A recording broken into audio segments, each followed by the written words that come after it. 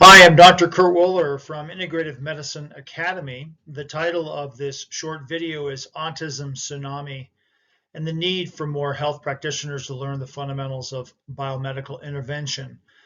So this is one of the short videos that I have created that discusses aspects of our Autism Mastery Course through Integrative Medicine Academy.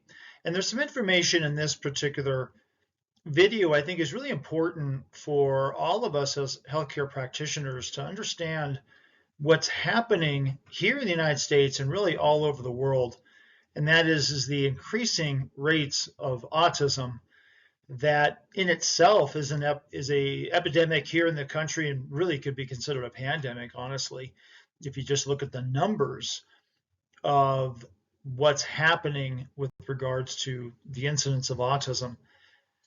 It's very, very concerning. So in part, I took a couple things from this article, the Autism Tsunami. This is an article that just recently came out from Mark Blaxell looking at the rising prevalence of autism and also the societal cost of autism here, specifically in the United States.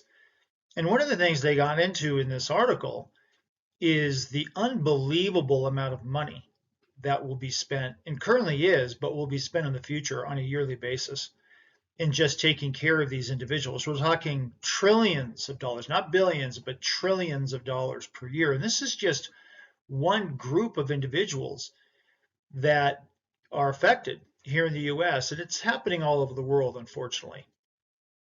So recently, the CDC updated the autism rates at 1 in 36 children in the US. Now, that was up from just 1 in 44 a couple of years ago. And so, I mean, this is unprecedented. The problem is that there's very little being done or even discussed in conventional medicine, and certainly in the mainstream media. They talk about it as though it's alarming and concerning, but then there's really never no action. Nobody really wants to try to address what would be some of the causes, even though they'll throw out genetics or environment, but they don't really define what that is. And it really appears to be that there's really not much interest in trying to figure out what's going on. And clearly it's not just genetics. So I first got my start in the autism community back in 1998 when I went to my first Defeat Autism Now conference in San Diego, California. And so around that time, we're looking at an autism rate of about 1 in 500 kids. Now we're looking at 1 in 36. And so the concerning thing is, where is this going, right? It's not getting better, it's getting worse. And I've seen predictions looking at numbers of 1 in 2, 1 in 3 kids by the year 2050. And so again, as I mentioned, this is deeply concerning, but very little is being done. There's a bunch of money being thrown at research and genetics and this kind of stuff. But, that ultimately doesn't really lead anywhere. And there certainly isn't, a lot of treatment coming from the conventional medical world.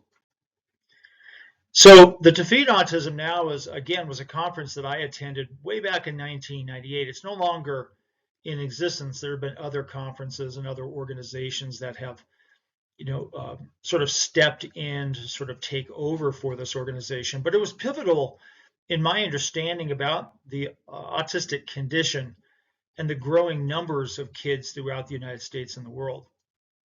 So autism, in the way it is defined, is a terrible condition for many that are afflicted by it. Now, there's a spectrum of problems, and so not everybody has the same level of issues that another individual with autism would have. Some are more high functioning and some are very, very severe. But it's basically broken down into problems that exist in 3 major categories. That would be social interaction impairments, communication problems, and then repetitive and stereotypical behaviors.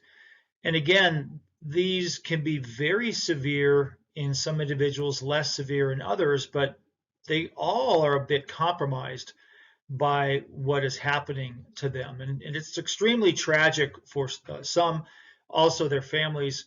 It's extremely tragic and stressful for the families families as well. And in some cases, in very severe autism, self-injurious behavior can occur. And I've seen a number of cases over the years where self-injury was very, very severe. This is actually from a child who was hospitalized because of self-injurious behavior. And again, the conventional medical world just tries to medicate it and doesn't really try to understand what is the underlying, pathophysiology, for example, that might be occurring in a child like this from a biochemical or biological standpoint. Well, one of the things that is well known is that one of the comorbid conditions of autism is gastrointestinal problems. In fact, this was a slide I've used in many of my lectures for years, looking at the fact that GI problems are very prevalent in this group, and it causes pain. And because these individuals often can't speak, they can't describe how they feel, so they act out. In fact, what this particular Dr. Bowie from the Mass General Hospital for Children and the director of gastroenterology mentioned was that just giving psychotropic medication to a child who is exhibiting behavioral problems, who has an underlying gut problem, isn't going to fix the gut problem. It's just going to try to mask the behavior. We've got to try to figure out what's causing the issues. And I recognized this many years ago when I started looking at kids that were coming in with an autism diagnosis, but they also had all of these physical problems too. So for example, on the left, you could take a child with autism who has physical, or without autism, excuse me, who has physical milestones that are delayed, chronic diarrhea, there's recurrent infections, there's eczema, other skin problems, attention, anxiety issues, poor sleep. In those particular cases, because they don't have a label, a diagnosis of autism, oftentimes the doctors will do workups. They'll do blood testing, they might do stool testing to try to figure out what's causing the problem. But somehow there gets to be blinders put on the medical community when that particular child now carries an autism diagnosis. I call it prejudiced by the diagnosis of autism.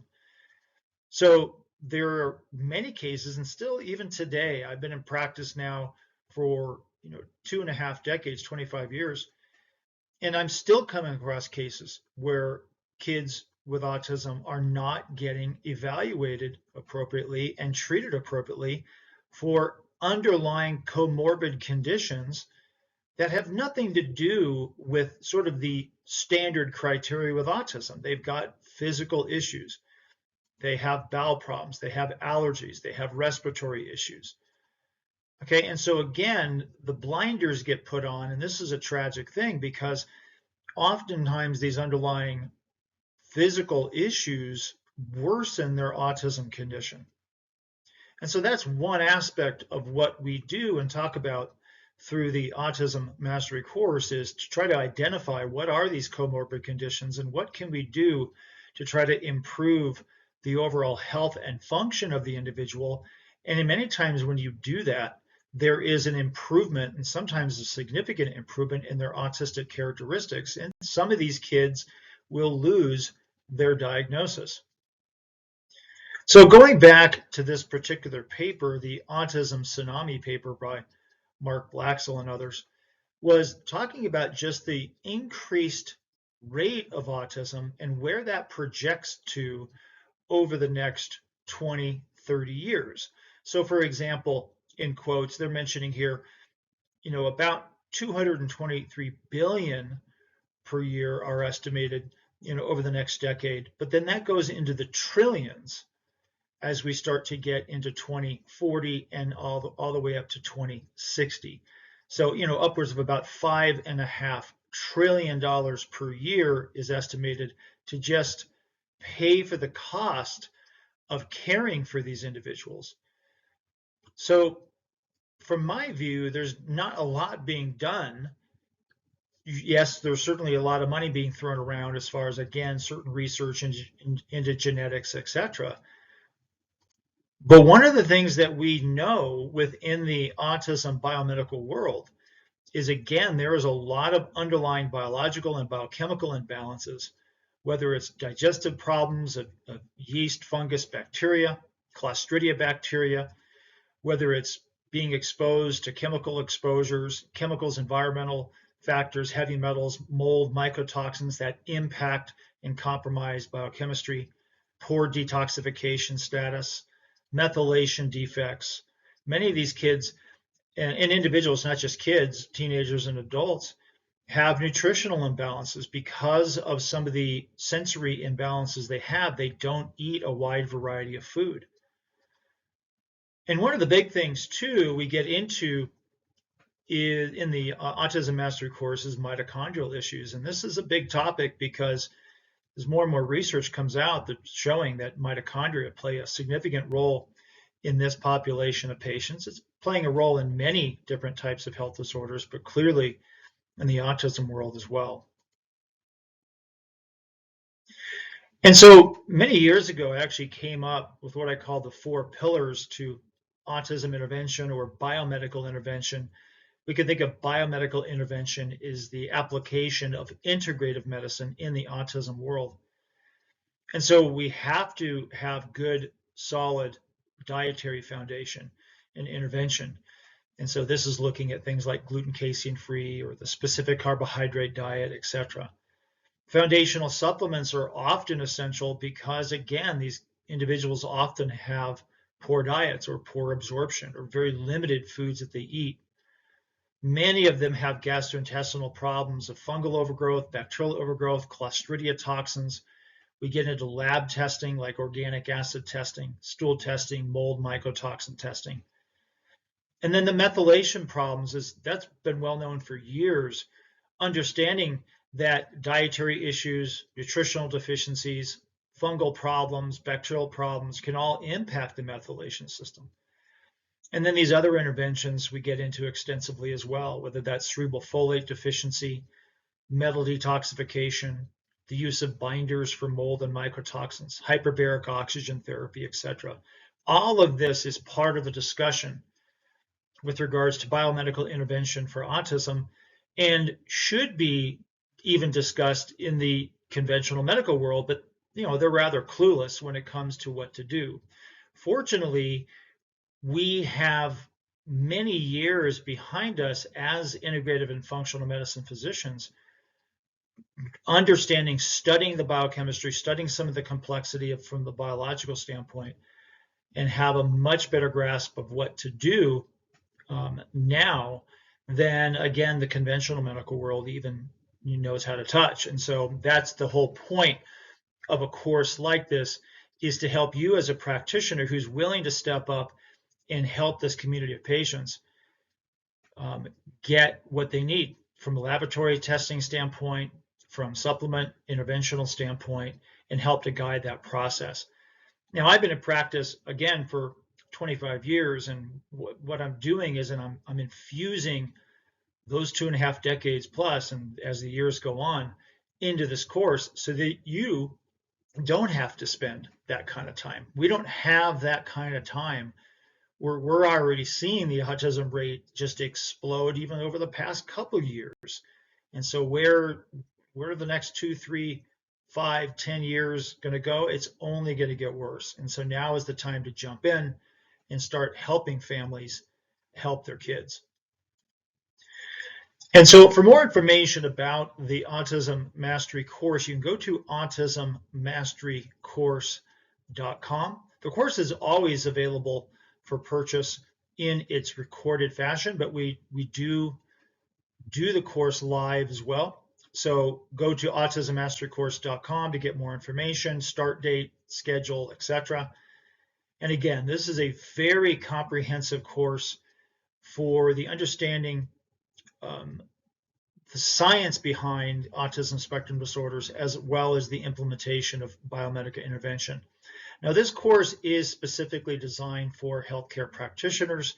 We do open it up for parents and caregivers as well, even if they don't have healthcare training. That's fine, but it needs to be understood that much of the material in the course is really geared towards practitioners who are working with patients or clients, but also individuals that have some background in biological sciences. At least it makes it a little bit more understandable. For other information about Integrative Medicine Academy, you can go to our main website at integrativemedicineacademy.com. You can also email us at integrativemedicineacademy@gmail.com. Again, I'm Dr. Kurt Woeller for Integrative Medicine Academy and the Autism Mastery Course. Thank you.